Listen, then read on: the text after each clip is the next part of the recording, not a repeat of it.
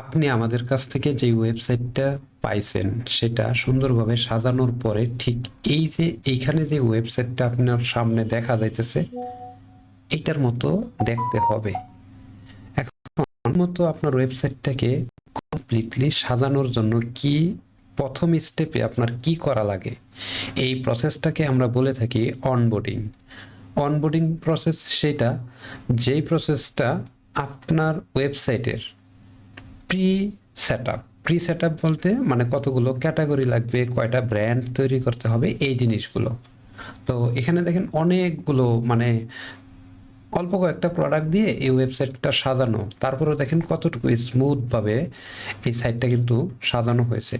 So আমরা এইরকম সাজানো শিখার প্রথম স্টেপটা এই ভিডিওতে কমপ্লিট করব ইনশাল্লাহ। প্রথমে আপনি যেটা করবেন, আপনার ওয়েবসাইটে অনবোর্ডিং সেকশনে চলে আসবেন। এই যে এখানে প্রোডাক্টের আন্ডারে অনবোর্ড, এখানে এসে আপনার ব্র্যান্ডের নাম দিবেন।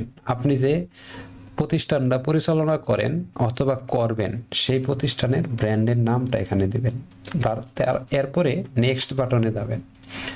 আপনাকে মিনিমাম একটা ক্যাটাগরি বানাইতে হবে, সেই ক্যাটাগরিটার নামটা এখানে দিবেন। নামটা আপনি লিখবেন, নামটা লিখার পরে আবার নেক্সট। এখন আপনি যে ক্যাটাগরিটা বানাইছেন মানে আগের বার ক্লিক করে যে ক্যাটাগরিটা বানাইছেন অথবা আগের থেকে যদি কোনো ক্যাটাগরি থাকে সেটা এখান থেকে ইয়ে করবেন। যেমন দেখেন আগের বার আমি এই ক্যাটাগরিটা বানাইছিলাম, এখন চাইতেছি এই ক্যাটাগরির আন্ডারে একটা সাব ক্যাটাগরি বানাইতে। এই সাব ক্যাটাগরিটা কোথায় আসবে দেখেন, এখানে যে অল ক্যাটাগরির আন্ডারে এই যে এইটা হচ্ছে আপনার ক্যাটাগরি, আর এই ক্যাটাগরির যে সাব ক্যাটাগরি এইগুলো হচ্ছে সাব ক্যাটাগরি, ঠিক আছে। এইখানে আপনার যেমন পাঞ্জাবির প্রিন্টেড পাঞ্জাবি, আপনি চাইলে শর্ট পাঞ্জাবি, লং পাঞ্জাবি, পাকিস্তানি পাঞ্জাবি, এরকম আপনি বিভিন্ন সাব ক্যাটাগরি বানাইতে পারবেন। মানে এই অনবোর্ডিং প্রসেসটার মানে হচ্ছে আপনি আপনার ওয়েবসাইট ট্যাগ এইরকম সাজানোর জন্য মিনিমাম যেই ক্যাটাগরি দরকার, কালার দরকার, সাইজ দরকার, সেই জিনিসগুলো অনবোর্ডিং প্রসেসের মাধ্যমে কমপ্লিট করতেছেন। এরপরে দেখেন বলতেছে চাইল্ড ক্যাটাগরি। চাইল্ড ক্যাটাগরি কি জিনিস? একটা ধরেন আমি এখানে বললাম পাঞ্জাবি আমার ক্যাটাগরি, সেই ক্যাটাগরির আন্ডারে সাব ক্যাটাগরি আছে 3টা। এই পাঞ্জাবির আন্ডারে প্রিন্টেড পাঞ্জাবি হচ্ছে আমার সাব ক্যাটাগরি, এর আন্ডারে হচ্ছে মেন্স পাঞ্জাবি, মানে প্রিন্টেড কিন্তু এটা ছেলেদের জন্য পাঞ্জাবি, মানে এই চাইল্ড ক্যাটাগরির আন্ডারে। এখন আপনি পরের পেজে আসবেন, এই পেজটা হচ্ছে স্টেপ 5 মানে হচ্ছে আপনি যেই মালটা বিক্রি করবেন, অনলাইনে মাল বিক্রি করবেন, সেটা কোন সেলার। আপনি নিজেও একজন সেলার, সো মিনিমাম একজন সেলারের নাম দিবেন, এখানে আপনার ইনফরমেশনটাই দিবেন। এই সেলারটা আবার আপনি এই দিক থেকে ওই যে এইখান থেকেও বানাইতে পারবেন, বাট আমরা অনবোর্ডিং প্রসেসে সহজে করতেছি, ঠিক আছে।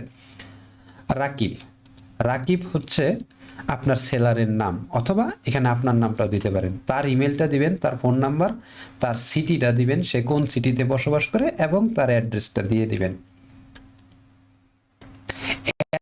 Staff creation. স্টাফ কি জিনিস? স্টাফটা হচ্ছে বিভিন্ন সময় বিভিন্ন কাজে প্রয়োজন হবে। দেখেন এখানে শপ আছে, এই শপ ক্রিয়েট করতে গেলে শপের মধ্যে স্টাফ লাগবে, shop staff pick up point. তো এই জিনিসগুলোর জন্য একটা স্টাফ আপনার তৈরি করতে হবে অ্যাটলিস্ট।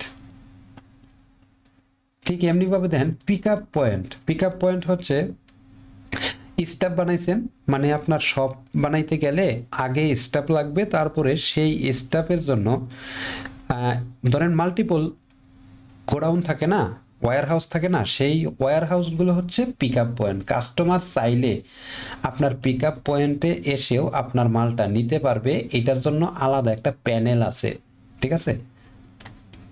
পিক আপ পয়েন্ট এখানে নাম দিবেন। এরপরে শপ, শপটা যে আপনি বানাবেন, শপ বলতে কি বোঝায়? ধরেন সেলার হচ্ছে পাঞ্জাবি, পাঞ্জাবি ফ্যাক্টরি থেকে পাঞ্জাবি ডাইরেক্ট কিনে আনে, উনি হচ্ছে সেলার।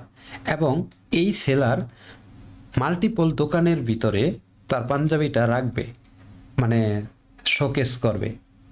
এখানে বলতেছে যে আপনি একটা সেলার সিলেক্ট করেন এবং আপনি যে পিক আপ পয়েন্টটা, মানে কোন পিক আপ পয়েন্ট থেকে এই মালটা ডেলিভারি হবে অথবা কাস্টমার আইসা নিয়ে যাবে, সেই পিক আপ পয়েন্টের নামটা এখানে দিয়ে দিবেন, একটু আগের স্টেপে যেটা আমরা বানাইছি।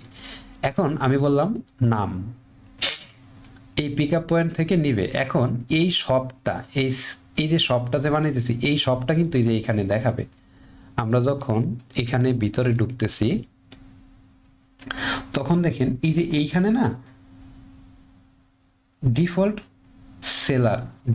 সেলার মানে এটা একটা ডিফল্ট সেলারের আন্ডারে এটা হইতেছে সোল্ড, এবং শপের নাম এখানে দেখেন একটা শপের নাম আসবে, ঠিক আছে। এই যে ডিফল্ট সেলার, এখানে সেলারের নামটা আসবে। তো বুঝতে পারতেছেন যে শপটা এখানে দেখাবে। তো আমি এখানে একটা নাম দিতেছি, মানে দোকানের নাম হয় না, ওই নামটা দিবেন আর কি।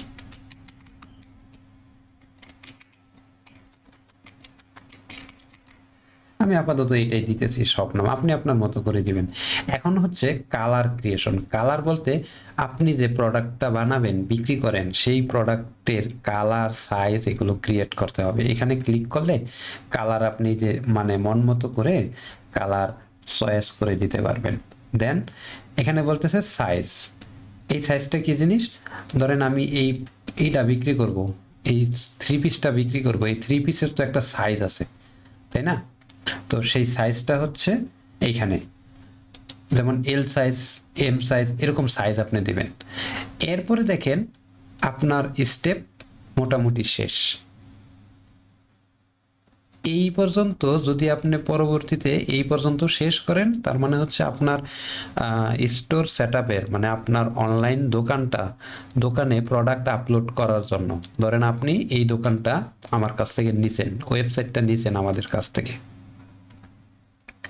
এই ওয়েবসাইটটা যে আমাদের কাছ থেকে নিছেন, এই ওয়েবসাইটের প্রোডাক্ট আপলোড করার জন্য যেই জিনিসগুলো দরকার, যেমন শপ, এই যে এটা হচ্ছে শপ, এই যে এটা শপ, দেখছেন শপের নামটা কিন্তু এই জায়গায় আসে। তো সেম ভাবে শপ, তারপরে সেলার, সবগুলো হয়ে গেছে। পরের স্টেপ হচ্ছে আপনার প্রোডাক্ট ক্রিয়েট।